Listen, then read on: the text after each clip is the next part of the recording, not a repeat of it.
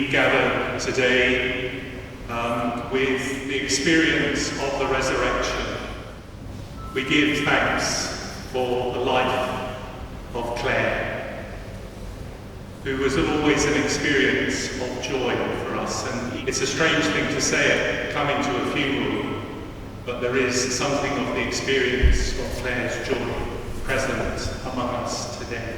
She was the first person who greeted me 2 years ago when I became Archbishop as I went down the aisle in the cathedral in Cardiff and was blessing everyone. And Claire naturally experienced this as an invitation to run forward and give me a hug. And we give thanks to God today for your life that touched and blessed so many people. So when I think of Claire, I think first of all of her family. Mary, Dad Charlie, John, Kieran, Elaine, David and Holly. But then there is that faith family of friends. All those many journeys to Lourdes. Those early days in Harlesden, Johnny Mack, and in these last years, St. Raphael's. That's been home for Claire. All of us gathered here this morning, we know well the challenges that Claire had in her life. But in spite of that, you lived that life that God gave to you to the full. The people gathered here this morning, your family, your friends, are a testament to that impact that you had on so many lives.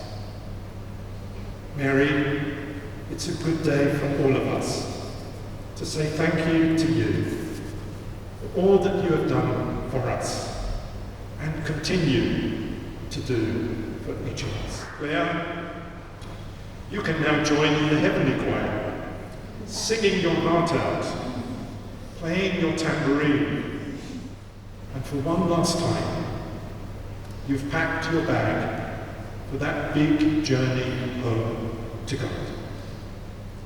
And who is the first to greet her?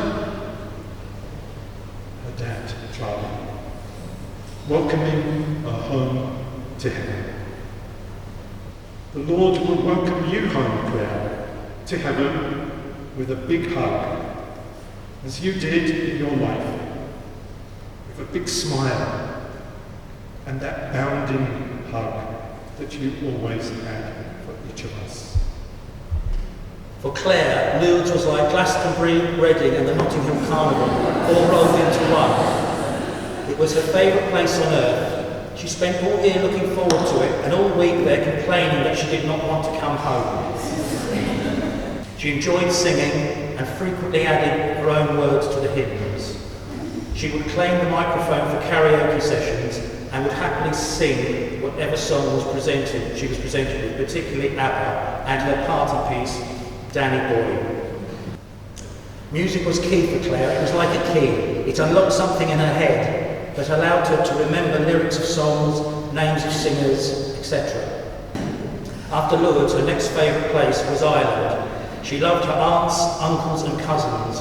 They were a treasured group of extended family that would make a fuss of her. As we drove around Ireland on holidays to Sligo, listening to tapes and CDs in the car, Claire would be singing her head off to the Dubliners, the Clancy Brothers, Christy Moore, and she even got to meet some of her musical heroes, including Danny O'Donnell and Nathan Carter.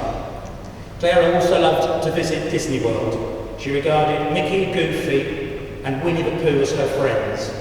On one visit, she had a one-to-one meeting with Minnie Mouse and Goofy. Claire gave Minnie such an enthusiastic hug that she nearly managed to pull Minnie's head off. Claire made Christmas more fun. She enjoyed going to pantos and joining in. She loved to receive presents and was not too fussed who brought them, whether it was Santa or the family, as long as the gifts kept flowing. Claire had a very finely tuned sense of humour.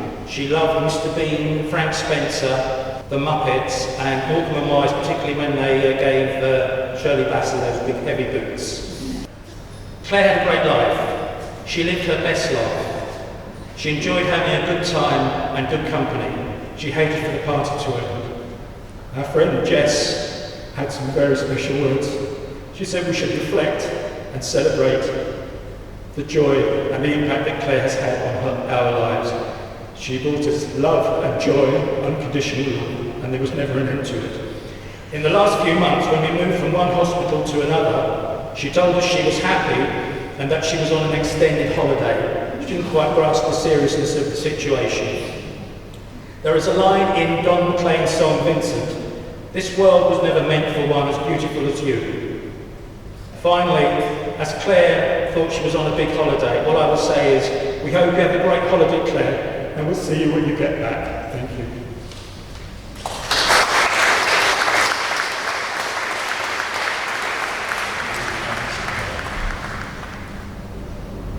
My dear friends, with faith in Jesus Christ, we must reverently bury the body of our sister. Let us pray with confidence to God, in whose sight all creation lives, that he will raise up in holiness and power the mortal body of our sister, and command her soul to be numbered among the blessed. May God bring her into his eternal kingdom, delivering her from death and the limitation of sin. May Christ, the Good Shepherd, carry her home to be at peace with the Father. May she rejoice forever in the presence of the eternal King and in the company of all the saints.